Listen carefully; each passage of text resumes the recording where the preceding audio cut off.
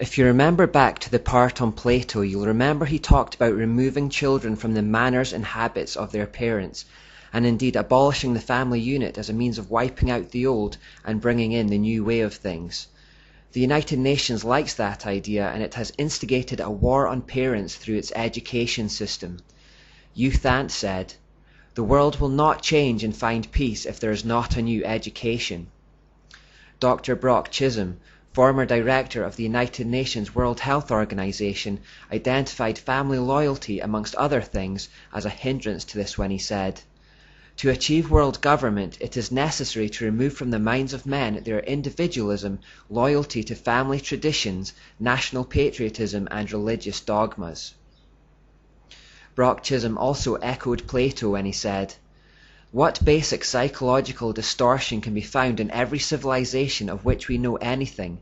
The only psychological force capable of producing these perversions is morality, the concept of right and wrong.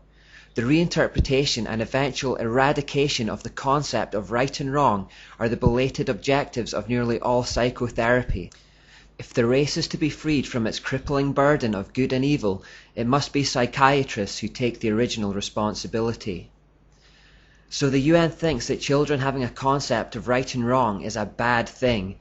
At first, children must have their views of right and wrong skewed, and then eventually taught that there is no such thing as right and wrong at all. The NGO that looks after education in the United Nations is UNESCO. UNESCO's constitution was written by an Illuminati Mason called Archibald MacLeish. He was a member of the Skull and Bone Society. The first director of UNESCO was Julian Huxley, the brother of Aldous Huxley. He was the 1962 Humanist of the Year and a member of the Communistic Colonial Bureau of the British Fabian Society. He was also a signatory on the Humanist Manifesto too. Under Huxley's guidance, the United Nations produced a document called the Handbook for Teachers, and it reminded teachers of their role in preparing children for a world organization. Huxley said in 1948, "Its education program can stress the ultimate need for world political unity and familiarize all the peoples with the implications of the transfer of full sovereignty from separate nations to a world organization. Political unification and some sort of world government will be required."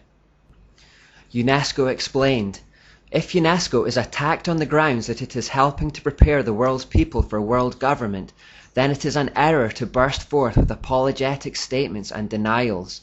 Let us face it, the job of UNESCO is to help create and promote world citizenship. When faced with such a charge, let us by all means affirm it from the housetops." They're not even pretending to hide it. So in whatever country you live, you may notice the media and education systems encouraging you to feel ashamed of your nationality, your history, or your politicians. This is designed to remove your allegiance from your nation so that you are more ready to accept global citizenship. But what about this war on parents they're waging? On the opening page of the UNESCO handbook it says, "Before the child has entered school, his mind has already been profoundly marked and often injuriously by earlier influences, i.e. parents, first gained however dimly in the home." UNESCO thinks that if you have been teaching your child the truth about God in the home, then you have injured their mind and that this needs to be undone in the school. Page 58 of the UNESCO handbook says, "As we have pointed out, it is frequently the family that infects the child with extreme nationalism. The school should therefore use the means described earlier to combat family attitudes. The whole aim is to undermine Judeo-Christian values and to eradicate it as an infection from the minds of children." Peter Hoagland perhaps sums up their attitude when he says, "Fundamental Bible-believing people do not have the right to indoctrinate their children in their religious beliefs because we, the state, are preparing them for the year 2000 when America will be part of a one-world global society and their children will not fit in." They are, in fact, encouraging children to rebel against their parents' instruction, and by doing so they are of course breaking the fifth commandment to honor your father and mother. On page 8 of the Handbook for Teachers it says, "The kindergarten or infant school has a significant part to play in the child's education. Not only can it correct many of the errors of home training, but it can also prepare the child for membership at about age 7 in a group of his own age and habits. the first of many such social identifications that he must achieve on his way to membership in the world society. Again, they see the teaching of parents as errors that need to be corrected. Parents are today, therefore, being asked to hand their kids over to a system that will at the earliest possible age begin indoctrinating them with their philosophical ideas that run contrary to any Christians. We can also see from this quotation that they believe peer pressure will aid their cause. Today, because of the economic squeeze on average working families, along with the Lilith-inspired feminist movement, many mothers have either been taught to think of motherhood as something inferior to careerism, or have financially been left with no choice but to go to work and leave their child in the hands of others. This separation between kids and parents is good for the United Nations. Full destruction of family units, as prescribed by Plato, also helps their cause because it forces single mothers to work and leaves the family without a strong male figure, which research proves is very important to the health, happiness, and success of children as they grow up. More to the point, the home is then robbed of strong male spiritual leaders. Satan has been waging a sustained attack on men and male identity for a long time, in the knowledge that if he can render them weak, disillusioned, and stunted spiritually, the rest of his work becomes a lot easier. I feel very strongly that Christian men need to waken up to the battle that is being waged on them and their masculinity. Christian families need to waken up as a whole to the fact that Satan wants to destroy that cohesive unit. This attack on male identity in particular is a whole other subject that needs to be addressed, but we need a generation of spiritual warriors here who are prepared to take the fight to the enemy. Some Christian parents have already seen potential harm in the state education system and have chosen to homeschool their children, or at least pull their kids out of certain classes. This is, of course, not acceptable in the coming New World Order. In Germany, it is already illegal to homeschool children, and in March 2011 a couple were jailed for withdrawing their child from a sex education class. Here in the UK, on 18th of October 2009, the British Government Schools Minister Diana Johnson went on to BBC Radio 4's Sunday programme hosted by Roger Bolton and explained that some evangelical parents may need monitoring by the state because they may intimidate their children with ideas about God, sin and hell. She explained that they were reviewing the rules of home education, and as part of the shake-up, the government wanted state education officials to have the right to interview homeschooled children without their parents being present. The intention, of course, is to identify and prosecute those parents who are giving their children Christian ideas that go against those of the New World Order.